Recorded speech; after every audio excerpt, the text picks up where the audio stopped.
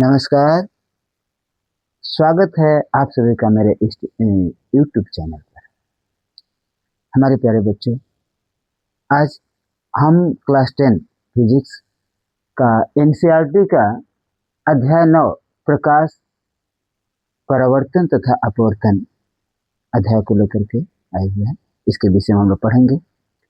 यह एनसीईआरटी में अध्याय 9 है और इसको हमें पढ़ना है।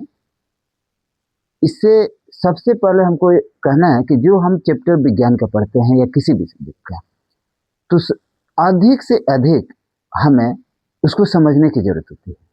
अगर हम समझ जाते हैं उसे अच्छी तरीक़े से, तो फिर हमें किसी भी प्रश्न का उत्तर देने में आसान हो जाता है।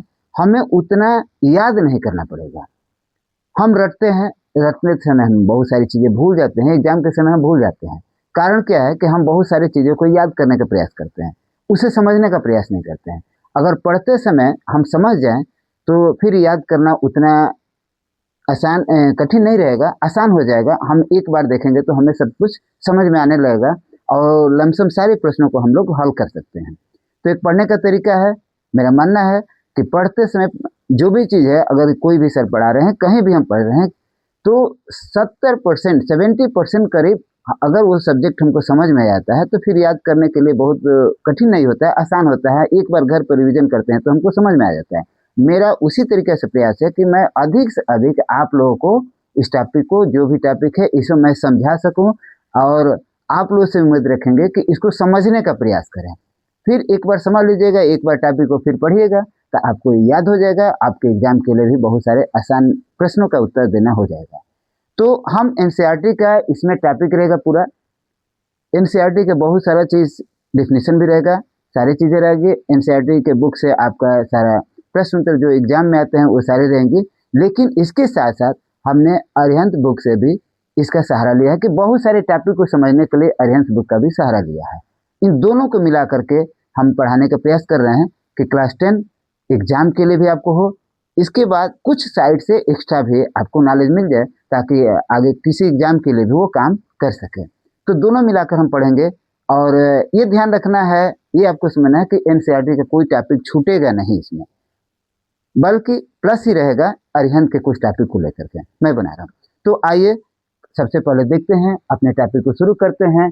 टॉपिक है प्रकाश, अध्याय का नाम प्रकाश, परावर्तन तथा अपवर्तन। सबसे पहले हम इस अध्याय में प्रकाश के विषय में समझते हैं कि प्रकाश क्या है, क्योंकि प्रकाश के विषय में सारा चीज देगा। परिवर्तन और अपवर्तन क्या है, इसे एग्जाम में बहुत सारे प्रश्न इसमें अधिक से अधिक आते हैं इस पूरे अध्याय से। तो इसको हमें ध्यान से समझना है और समझेंगे तो हमारे सारे प्रश्नों का उत्तर भी हम एग्जाम में दे सकते हैं। प्रकाश क्या है, तो सबसे पहले प्रकाश के विषय में पढ़ते हैं। प्रकाश क्या है? प्रकाश ऊर्जा का वह रूप है जिसकी सहायता से हमें वस्तुएं दिखाई देती है। प्रकाश एक प्रकार का ऊर्जा है। अब ऊर्जा का कई रूप होता है। प्रकाश क्या है? ऊर्जा ही है, यानी ऊर्जा का एक रूप है। तो ऊर्जा का बहुत सारे रूप होते हैं। विद्युत ऊर्जा होती है, रासायनिक ऊर्जा होती है, सौर ऊर्जा होती है, सबका काम अलग अलग है। उसी प्रकार से प्रकाश एक ऊर्जा है, यानी प्रकाश ऊर्जा जिससे वस्तुएं हमें दिखाई देती है। ध्वनि ऊर्जा भी है जिससे हमें सुनने का आभास होता है। उसी प्रकार से प्रकाश भी एक प्रकार की ऊर्जा है। अब वस्तुएं कैसे दिखाई देती है, तो अब यहाँ पर देखते हैं। अगर यहाँ पर कोई ऑब्जेक्ट है, ये फूल है, तो क्या होता है कि प्रकाश किरण, अगर प्रकाश किरण इस पर पड़ती है तो हमारी यहाँ पर इससे टकरा करके, यानी परिवर्तित होकर के हमारी आंखों तक आती है और इसे हम देखते हैं। हम अंधेरा में कोई चीज नहीं देख पाते हैं, हमें अंधेरा में कोई चीज दिखाई नहीं देता है। लेकिन जहाँ प्रकाश पड़ती है तो ये प्रकाश किरण जो होती है इस वस्तु से टकरा करके हमारी आंखों तक आती है और ये वस्तु हमें दिखाई देने लगती है। तो इस प्रकार कह सकते हैं कि प्रकाश ऊर्जा का वह रूप है जिससे की सहायता से हमें वस्तुएं दिखाई देती है। अब प्रकाश का स्रोत क्या क्या है, इसको हम थोड़ा समझते हैं। जो अरिहंत बुक से हमने बहुत सारी टॉपिक को लिया है, लेकिन मूल है एनसीईआरटी। अब देखते हैं प्रकाश स्रोत में क्या है। क्या छोटी छोटी बातें हमने समझने का प्रयास करते हैं। सबसे पहला, ये प्रकाश स्रोत दो प्रकार का होता है, एक दीप्त प्रकाश स्रोत और दूसरा होता है अदीप्त प्रकाश स्रोत। दीप्त प्रकाश स्रोत क्या होता है? वे प्रकाश स्रोत जो स्वयं प्रकाश उत्पन्न करते हैं, जैसे कि बिजली का बल्ब हो गया, ये स्वयं प्रकाश उत्पन्न करता है। सूर्य हो गया, स्वयं प्रकाश उत्पन्न करने वाले हैं। इस तरीके के मोमबत्ती ये स्वयं प्रकाश उत्पन्न कर रहा है। इस तरीके का जो स्रोत है जो स्वयं प्रकाश उत्पन्न करता है उसे दीप्त प्रकाश स्रोत कहा जाता है। अदीप्त प्रकाश स्रोत क्या है? वे प्रकाश स्रोत जो स्वयं प्रकाश उत्पन्न नहीं करते बल्कि दीप्त प्रकाश स्रोत के प्रकाश को परिवर्तित कर प्रकाश देते हैं। अब जिससे सबसे बढ़िया उदाहरण क्या है? चंद्रमा। चंद्रमा पर क्या होता है कि चंद्रमा पर ये अपना प्रकाश नहीं है, चंद्रमा का अपना प्रकाश नहीं है। वह जो है सूर्य का प्रकाश जब इस पर पड़ता है चंद्रमा पर तो ये प्रकाश रिफ्लेक्ट होकर परिवर्तित होकर के हमारे इस अर्थ पर आता है, पृथ्वी पर हमें दिखाई देता है, ये चमकता है। तो इसे कहा जाता है अदीप्त प्रकाश स्रोत। या कांच है या चिकना सतह है, जब उस पर प्रकाश पड़ेगा तो वो उसकी चमक उस पर परिवर्तित प्रकाश किरण परिवर्तित होकर के पूरे फैल जाती है और जिसके कारण कि वो हमें प्रकाशित दिखाई देने लगता है। जिस तरीके से रात में चंद्रमा पर प्रकाश किरण सूर्य से प्रकाश पड़ता है उस पर और वो परिवर्तित किरण होकर के हमारे यहाँ दिखाई देता है तो हमें प्रकाश उजाला दिखाई देता है, उस प्रकाश में हमें वस्तुएं दिखाई देने लगती है। तो इसको कहा जाता है अदीप्त प्रकाश स्रोत। वे प्रकाश स्रोत जो स्वयं प्रकाश उत्पन्न नहीं करते बल्कि दीप्त प्रकाश स्रोतों के प्रकाश को परिवर्तित कर प्रकाश देते हैं। अब ये प्रकाश के कुछ गुणों को हम समझते हैं। इसकी उपस्थिति में वस्तुएं देखिए, सबसे बड़ा गुण क्या है इसका? बहुत सारी चीजें, लेकिन कुछ मुख्य पॉइंट को हम समझते हैं कि प्रकाश के गुण क्या है। तो यहाँ पर सबसे पहले क्या है कि इसकी उपस्थिति में यानी प्रकाश की ही उपस्थिति में वस्तुएं हमें दिखाई देती है। दूसरा, प्रकाश सरल रेखा में गमन करता है, प्रकाश सीधी रेखा में चलता है। प्रकाश सीधी रेखा में चलने के कारण सबसे बड़ा उदाहरण क्या है इसका? आपका सूर्य ग्रहण और चंद्र ग्रहण। सूर्य ग्रहण और चंद्र ग्रहण में जब ये प्रकाश किरण सूर्य से निकलती है तो बीच में अगर अर्थ आ जाता है, पृथ्वी आ जाती है और किसके बीच में? सन और मून के बीच में अगर पृथ्वी आ जाती है तो इसकी छाया चंद्रमा पर पड़ने लगता है।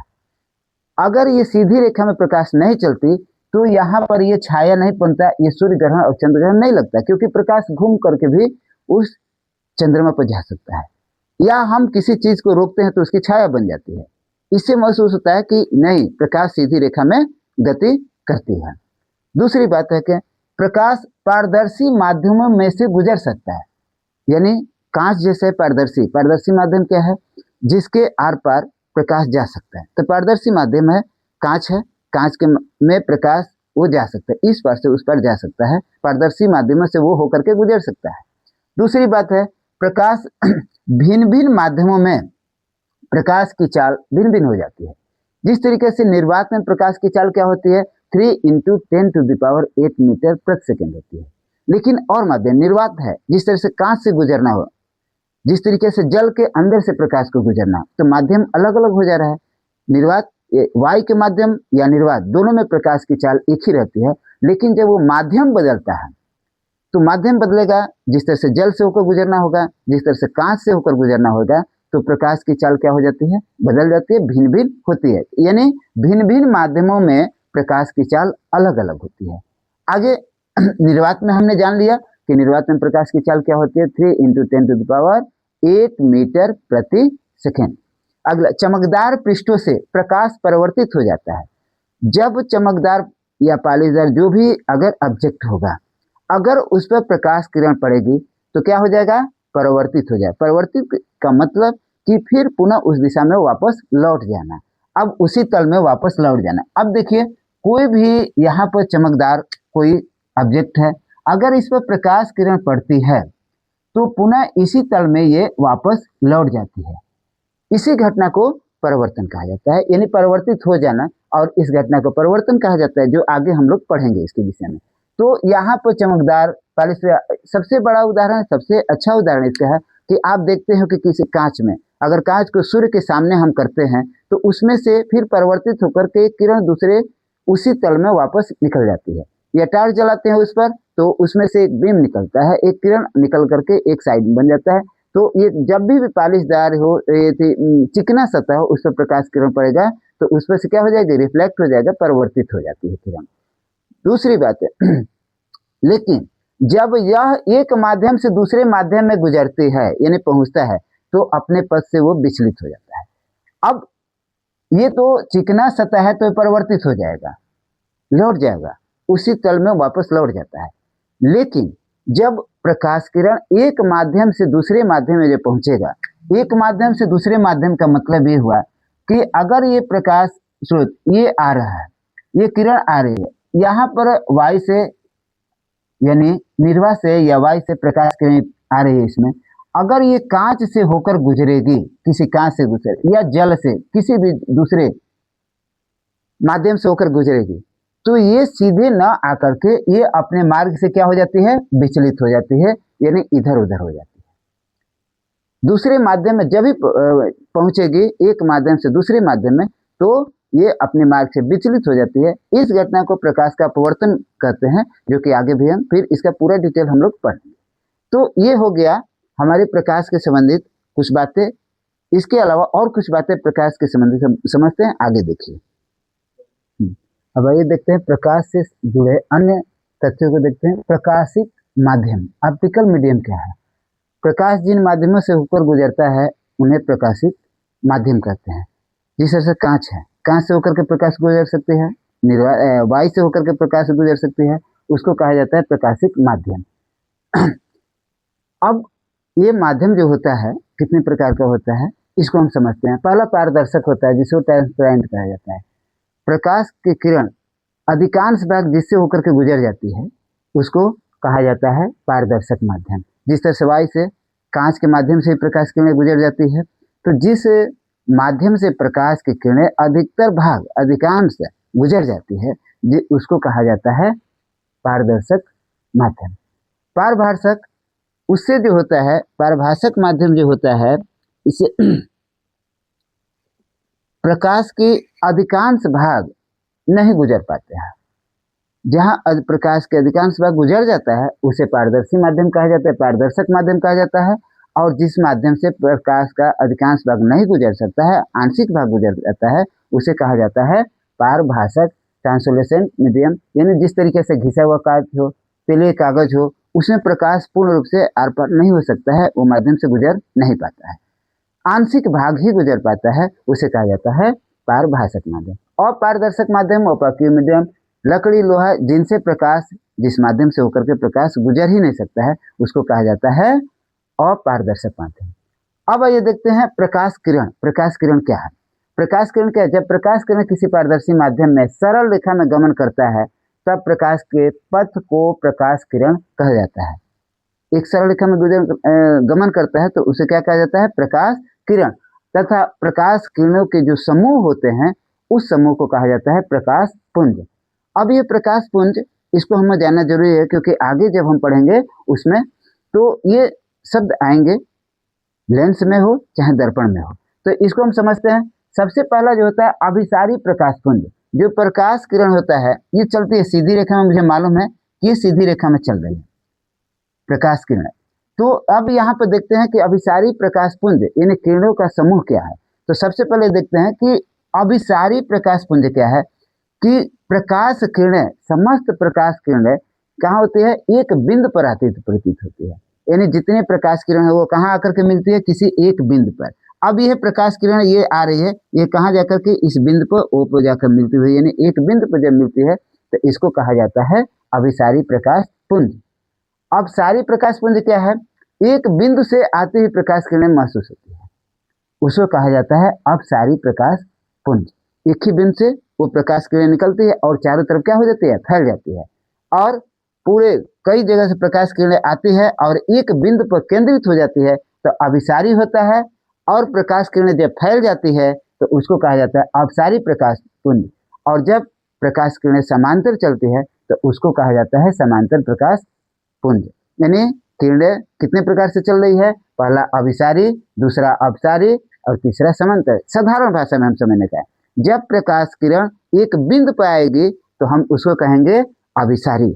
जब प्रकाश किरणें फैल जाएगी तो उसको कहेंगे अपसारी। और प्रकाश किरणें जब समांतर चलेगी तो एक दूसरे के समांतर किरणें होती है तो उसको कहा जाता है समांतर प्रकाश पुंज। अब मुझे विश्वास है कि प्रकाश से संबंधित बहुत सारे चीज़ें हम लोग को समझ लिया जाता है। थोड़ा सा ये एनसीईआरटी से अलग, अरिहंत से है, ये हमें काम का ही है, इससे संबंधित आगे पढ़ेंगे। अब आते हैं प्रकाश का परिवर्तन। अगला टॉपिक देखते हैं प्रकाश का परिवर्तन। आइए देखते हैं इसका महत्वपूर्ण टॉपिक जो हमारे एग्जाम के लिए भी है, प्रकाश का परिवर्तन, रिफ्लेक्शन अप्लाई। प्रकाश का परिवर्तन क्या है, इसको हम समझते हैं। जब प्रकाश किसी चिकनी व पॉलिशदार सतह पर आपतित होती है तो उसका अधिकांश वह सतह से टकराकर उसी माध्यम में लौट जाता है। इस घटना का यह घटना प्रकाश का परिवर्तन कहलाती है। यानी साधारण भाषा में समझे, जब कोई भी चिकनी सतह है, जब प्रकाश किरण उस पर पड़ती है तो उस पर से परिवर्तित हो जाती है, यानी उसे उसी तल में पुनः वापस लौट जाती है। मैंने बताया भी था कि अगर कांच कोई भी है, जिसे दर्पण जिसमें हम अपना चेहरा देखते हैं, शीशा जो है दर्पण है, अगर उसमें कोई भी अगर टार्च का जलाते हैं तो उसमें से प्रकाश किरण जो जा रही है टार्च की, वो पुनः उसी तल पर पुनः जिधर से जा रही है उधर ही वापस पुनः आ जाती है। तो उस तल पर जाना ये आपतित हो गया, और उसके लौटना इसको कहेंगे परिवर्तित हो गया। तो जाना और लौटना यानी प्रकाश किरण पड़ रही है और पुनः उसी तल में वापस आ रही है, तो इस जो लौटने की घटना है उसी को कहा जाता है प्रकाश का परिवर्तन। अब इसके साथ क्या क्या होता है इसको देखते हैं। अब इधर से ये चिकना सतह हो गया, इस पर प्रकाश किरण ये पड़ रहा है, ये प्रकाश किरण आ रही है। अब ध्यान से इसको हम समझ लेंगे तो पूरा चीज समझ में आ जाएगा। प्रकाश किरण इस चिकने सतह पर पड़ रही है, तो अगर चिकना सतह है तो यहाँ से परिवर्तित स्थल से ये परिवर्तित हो जाएगी, यानी लौटेगी और उसी तल पर लौटेगी। तो जब ये प्रकाश किरण ये पड़ रही है तो ये जो आती हुई प्रकाश किरण है और ये तल पर जो सतह है, जिस सतह पर है, तो आती हुई प्रकाश किरण को कहा जाता है आपतित किरण। ये प्रकाश किरण आ रही है, इस किरण को कहा जाएगा आपतित किरण। और जब यहाँ से लौट जाती है, परिवर्तित हो रही है, लौटती है, इस लौटती हुई किरण को कहा जाता है परिवर्तित किरण। दोनों हमको याद होना चाहिए, आती हुई किरण को आपतित किरण, और प्रकाश ये सतह से टकराकर जब वापस लौटती है तो उसको कहा जाता है परिवर्तित किरण। दोनों हमें याद हो गया, आपतित किरण और परावर्तित किरण। अब यहाँ पर देखते हैं कि ये लिखा गया नीचे, जिस बिंदु पर ये आपतित किरण ये चिकनी सतह या जिस सतह पर आती है टकराती है, उस बिंदु को कहा जाता है आपतन बिंदु। आपतित किरण जिस बिंदु पर आकर मिलती है, जिस बिंदु से आकर टकराती है जिस सतह के, उस बिंदु को कहा जाता है आपतन बिंदु। और इस बिंदु पर खींचा गया लंब यही होता है अभिलंब होता है। यानी अभिलंब जो होता है आपतित किरण और परावर्तित किरण, ये जो दोनों हो रही है इसके बीच में होता है। यानी आपतन बिंदु पर खींचा गया लंब क्या हो जाता है, अभिलंब। इसे अभिलंब कहा जाता है। अब इसे समझ में आ गया कि आपतित किरण जो प्रकाश किरण किसी सतह पर आ रही है और सतह से लौट जाने वाली किरण होती है परावर्तित किरण, और उनके बीच में यानी आपतन बिंदु, जिस बिंदु पर आ रही है उसे आपतन बिंदु, और आपतन बिंदु पर खींचा गया लंब वो होता है अभिलंब। अब देखते हैं कि आपतित किरण और अभिलंब के बीच जो कोण बन रहा है, ये जो कोण बन रहा है इसको कहा जाता है आपतन कोण।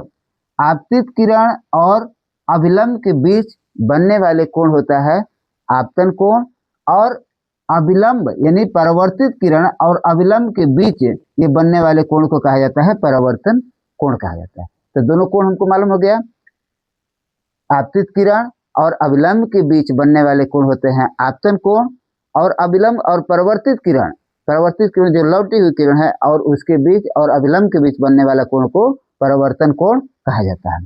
और ये हो गया हमारा चिकनी सतह, ये हो गया आपतन बिंदु। अभी हमें समझ में आ गया होगा। इसी फिगर की सहायता से हम ये आगे और भी सारी बातें जानेंगे, गोली दर्पण में भी, आगे लेंस में भी, इस हिसाब से। तो परिवर्तन जो नियम है, परिवर्तन का जो नियम है, अब समझते हैं कि इसका नियम क्या है। अभी हम लोगों ने समझा कि प्रकाश का परिवर्तन क्या है, इसको समझ गए कि जब प्रकाश किसी चिकनी सतह व पॉलिशदार सतह पर आपतित होती है तो क्या होता है, उसका अधिकांश भाग सतह से टकराकर, इसे टकरा करके वापस लौट जाता है, उसी माध्यम में वापस लौट जाता है। इस घटना को क्या कहा जाता है, प्रकाश का परावर्तन। हमने इसके विषय में समझ लिया। अब समझते हैं परावर्तन के नियम। परावर्तन का नियम क्या है। तो सबसे पहला इसका 2 नियम है, हमें याद भी हो जाएगा कि आपतन कोण और परावर्तन कोण के बराबर होता है। ये आपतन कोण हो गया, ये हमारा आपतन कोण आई हो गया, और परावर्तन कोण क्या हो गया, आर हो गया। यानी आपतन कोण और परावर्तन कोण ये दोनों क्या होता है, बराबर होता है। यानी यहाँ पर इसको इस तरीके से देखते हैं, आपतन कोण को मान लें यदि आई और परिवर्तन कोण के आर माने तो ये दोनों हमारा बराबर हो गया, बराबर होते हैं। अगर आपतन कोण ये मानते हैं कि अगर आपतन कोण अगर 45 डिग्री यानी 45 डिग्री है तो पूछा जाए कि परिवर्तन कोण कितना होगा, तो वो भी 45 डिग्री होगा। अगर आपतन कोण 60 डिग्री है तो परिवर्तन कोण कितना होगा, वो भी 60 डिग्री होगा। तो इससे पहला नियम क्या हो गया कि आपतन कोण परिवर्तन कोण के सदैव बराबर होते हैं, यानी आपतन कोण और परिवर्तन कोण दोनों बराबर होते हैं। ये पहला नियम, ये पूछता भी है एग्जाम में, कई बार आया भी है, ये बहुत महत्वपूर्ण है। तो पहला नियम हमें इसी तरह से याद हो गया कि आपतन कोण और परिवर्तन कोण सदैव क्या होते हैं, दोनों बराबर होते हैं। दूसरा नियम क्या होता है कि आपतित किरण दर्पण के आपतन बिंदु पर अभिलंब तथा परिवर्तित किरण सभी एक ही तल में होते हैं। यानी तीन बातों को इसमें दर्शाया गया है। आपतित किरण ये हमारा हो गया आपतित किरण और परावर्तित किरण, और तीसरा बोला गया है, इसमें दोनों बात को हम देखते हैं। ये हो गया आपतित किरण और दर्पण के आपतन बिंदु पर अभिलंब यानी अभिलंब और परावर्तित किरण, तीन चीज आपतित किरण, अभिलंब और परावर्तित किरण सभी एक ही तल में होते हैं। आइए यहाँ पर देखते हैं, ये आपतित किरण हो गया, ये परावर्तित किरण हो गया और ये अभिलंब, ये तीनों चीज ये तीनों एक ही तल में है, यानी एक ही तल में होते हैं। ये दूसरा नियम हो गया। तो दो नियम परिवर्तन के हो गया, परिवर्तन के दो नियम क्या हो गया, पहला आपतन कोण परिवर्तन याद हम लोग कर लें, पहला आपतन कोण परिवर्तन कोण के सदैव बराबर होता है। दूसरा नियम होता है आपतित किरण, अभिलंब और परावर्तित किरण दोनों यानी तीनों एक ही तल में होते हैं। बस आसान है, साधारण भाषा में हम लोग इसे समझ गए होंगे दोनों, और इसे याद भी कर लेंगे। और ये ध्यान रखें, परिवर्तन के ये नियम गोलीय पृष्ठ जो आगे हम लोग पढ़ेंगे वो हर प्रकार के पूरे गोलीय पृष्ठों सहित सभी प्रकार के परावर्तक पृष्ठों के लिए ये लागू होता है, ये परिवर्तन के नियम। तो परिवर्तन के नियम ये दोनों हमें याद हो जाना चाहिए। मुझे विश्वास है कि ये चैप्टर बड़ा है, एक वीडियो में पूरा समाप्त नहीं हो पाएगा। तो ये मेरा ये पहले जो चैप्टर है प्रकाश परिवर्तन तथा अपवर्तन, इसका ये फर्स्ट पार्ट है। इसके सेकेंड पार्ट में आगे हम लोग पढ़ेंगे गोलीय दर्पण के विषय में, उसमें जो एग्जाम के लिए बहुत महत्वपूर्ण है। इस तरीके से हम इस चैप्टर को 2-3 जितना हो सकेगा पार्ट वाइज करके बनाएंगे और हमें समझने का प्रयास करेंगे कि एक एक पॉइंट को समझने का हम लोग प्रयास करेंगे कि आगे एग्जाम के लिए भी हमारे आसान बन जाए। अगर हम समझ जाते हैं तो हमारे एग्जाम के लिए भी आसान रहेगा। मेरा प्रयास भी रहेगा कि आप लोग को अधिक से अधिक हर टॉपिक को पॉइंट एक एक पॉइंट को अच्छी तरीके से समझाए। जो हमारे एनसीईआरटी जो बुक है उसके पूरा टॉपिक इसमें हम रखेंगे, पूरे टॉपिक को कवर करेंगे। इसके अलावा एक्स्ट्रा आपको बताया ही कि अरिहंत को भी इसमें समाहित करके दोनों का संयोजन करके मैं पढ़ा रहा हूँ ताकि आपको आगे लाभ मिले इसका। अगर ये आप लोगों को वीडियो अच्छी लगे तो इसे लाइक करें, शेयर करें और मेरे चैनल को सब्सक्राइब करें ताकि आपको ऐसे ही वीडियो मिलता रहे। मेरे वीडियो पर ये क्लास 6 से लेकर 10 तक आपको विज्ञान, गणित और विषय पढ़ने को मिलेंगे। इसके अलावा जीएस का भी बहुत सारा टॉपिक होगा जो आगे आपको प्रतियोगी परीक्षाओं में बहुत सारे आएंगे, उसमें से संबंधित सारे टॉपिक रहेंगे। इसके बाद में प्रतियोगी परीक्षाओं के लिए मैथ के लिए उसमें शॉर्ट वीडियो में बहुत सारा प्रश्न ऐसा है जो कि मेरे शॉर्ट वीडियो में है। मेरे सारे वीडियो देखने के लिए उसमें आप प्लेलिस्ट में देख सकते हैं कि और विषयों के लिए और टॉपिक के लिए बनाया गया है। बहुत बहुत धन्यवाद।